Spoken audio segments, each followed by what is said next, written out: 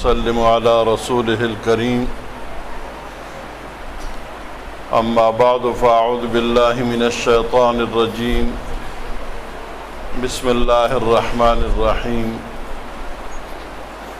ربنا وابعث فيهم رسولا منهم يتلو عليهم آياتك ويعلمهم الكتاب والحكمة ويزكيهم إنك أنت العزيز الحكيم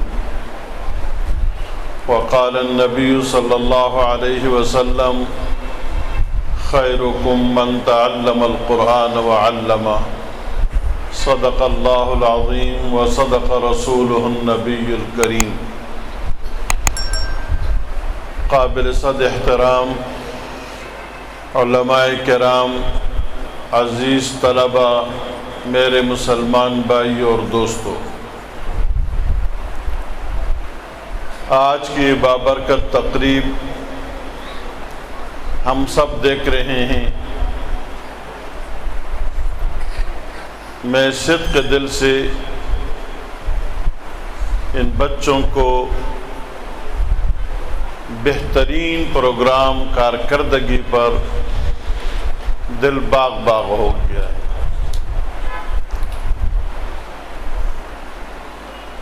اور یقیناً میری تکان اتر گئی ہے اور اندر سے اتنی خوشی محسوس کر رہا ہوں کہ مولانا فضل سبحان دامت فیضہ اس کے طالب علمی کا زمانہ میرے سامنے آیا۔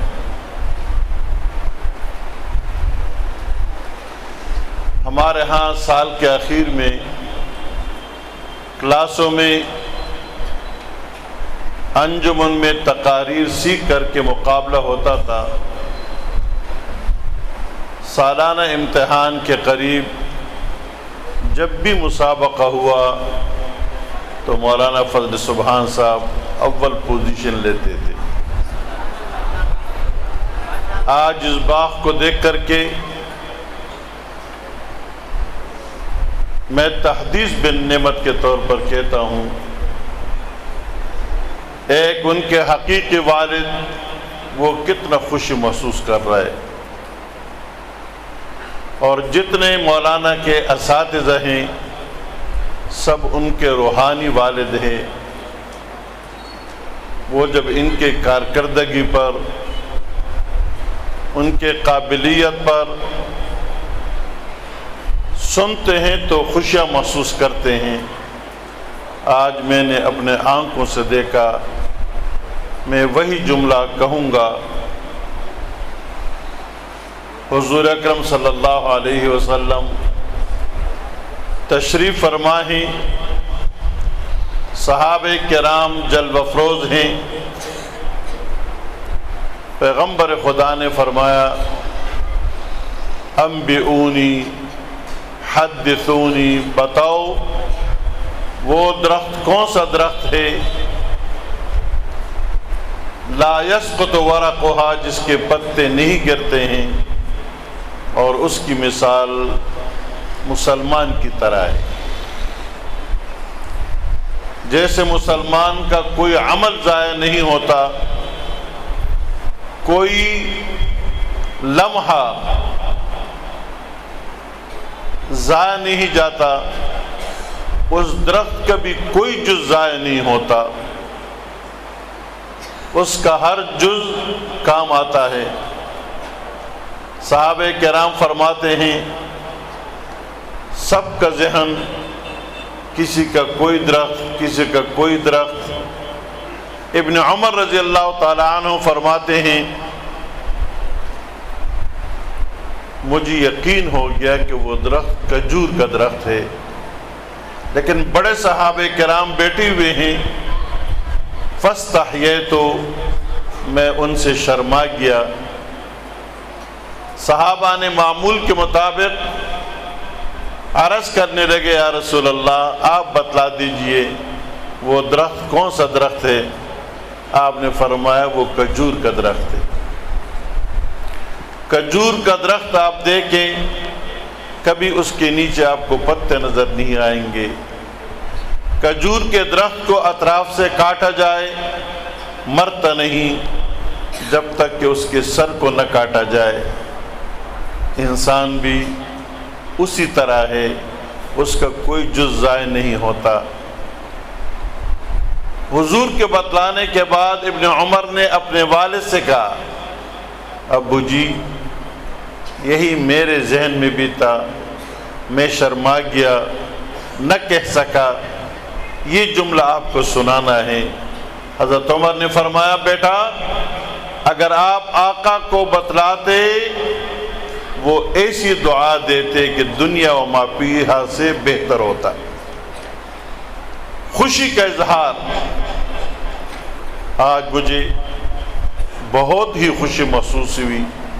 اللہ اس کام میں مزید ترقی نصیب فرمائے، خوب سے خوب تر بنائے۔ اللہ تعالیٰ ان کے صلاحیتوں کو مزید نکھار پیدا کرے۔ مفتی نظام الدین شہید رحمۃ اللہ علیہ جب دنیا سے گئے،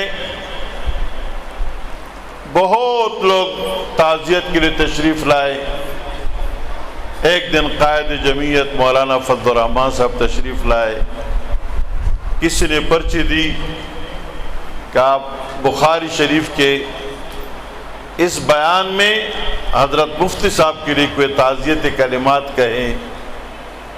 عجیب جملہ فرمایا جو سونے کے ساتھ لکھنا ہے۔ اللہ نے دین کا مدار افراد پہ نہیں رکھا ہے، اللہ افراد سے دین کا کام لیتا ہے۔ اگر دین کا مدار افراد پہ ہوتا تو صحابہ کے جانے کے بعد دین ختم ہو جاتا۔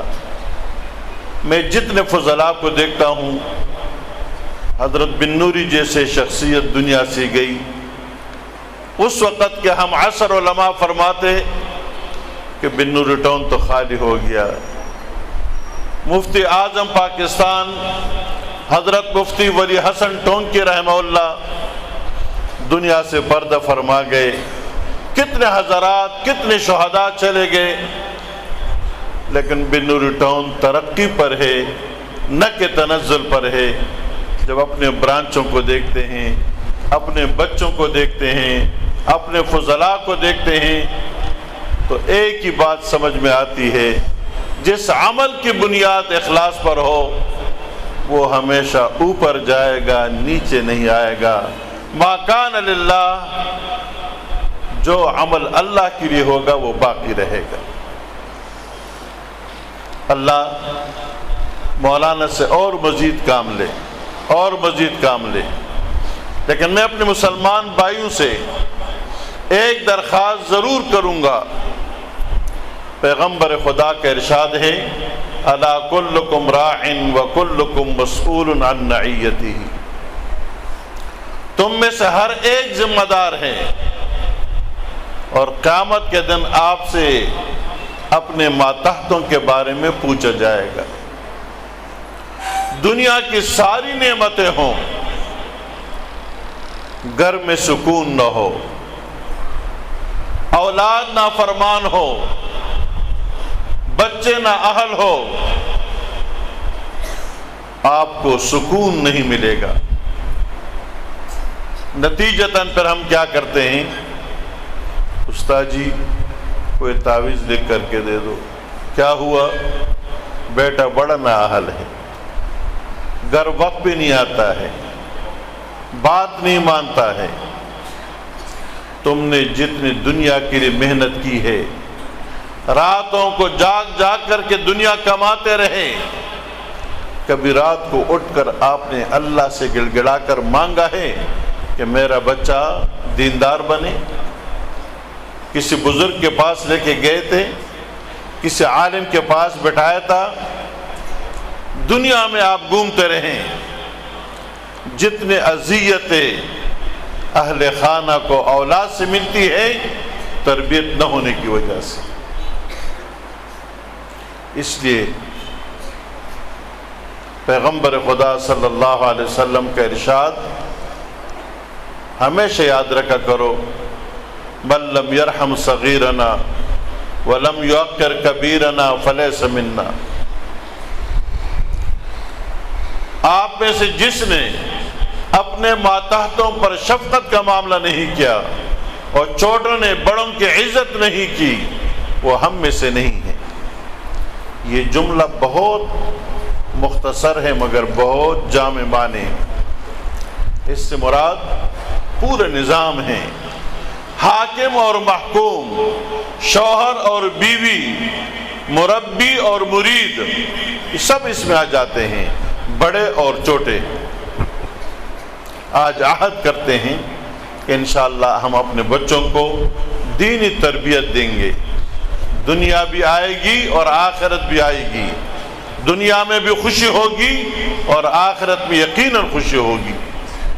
خود پیغمبر خدا کا ارشاد گرامی ہے، جب انسان دنیا سے چلا جاتا ہے سارے اعمال منقطع ہو جاتے ہیں، جو اپنی زندگی میں صدقہ دے چکے ہو، علم کے ذریعے سے دوسروں کو نفع پہنچا چکے ہو اور نیک نام بچے چھوڑ چکے ہو، اس کا آپ کو ثواب ملتا رہے گا۔ نیک اولاد کی تمنا ہمیشہ کیا کرو، اس کے لیے کوشش کر لیا کریں کہ اللہ میری اولاد کو نیک بنائے، کام کا بنائے، اور اس کے لیے کوششیں کرتے رہے۔ ہماری سب سے بڑی خوش قسمتی کیا ہے؟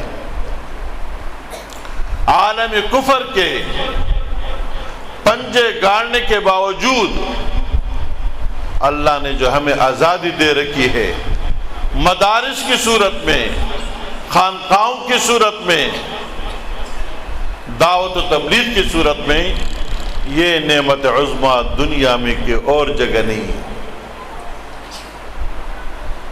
اس کا احساس ہمیں نہیں ہو رہا ہے، اور اس لیے نہیں ہو رہا ہے کہ ہم پاکستان میں پلے ہیں، بڑے ہوئے ہیں۔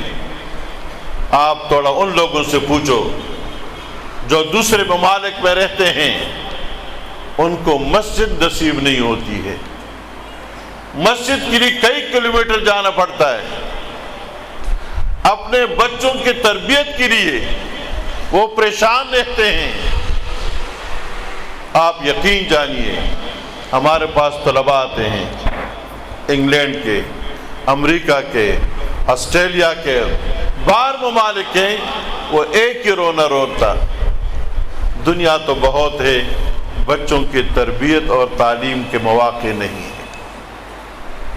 اللہ نے یہ نعمت ہمیں دی ہے۔ کیسے بہترین انداز سے پروگرام چل رہا ہے۔ یہ پروگرام ذرا سعودی عرب میں کر کے دکھائے نا، کوئی عرب امارات میں کر کے دکھائے نا، یہ نعمت آپ کو یہاں ملے گی، اور آپ مزید خوش ہوں گے کہ اس دھرتی پر رہنے والے علماء کرام، بقول ہمارے حضرت ڈاکٹر عبدالرزاق اسکندر کے، امت کا سارا فریضہ علماء کرام پورا کر رہے ہیں۔ جو ذمہ داری حاکم وقت کی ہے، وہ ذمہ داری مدارس والے پورے کر رہے ہیں۔ تعلیم و تربیت یہ سرکار کی ذمہ داری بنتی ہے، مساجد کی تعمیر سرکار کی ذمہ داری ہے، صحت کا معاملہ سرکار کی ذمہ داری ہے، لیکن علماء آپ حضرات کے تعاون سے، آپ کے امداد سے، آپ کے چندوں سے مدارس چلا رہے ہیں۔ اور یہ قصہ میں ہر جگہ سناتا ہوں، آپ کا دل خوش ہو جائے گا۔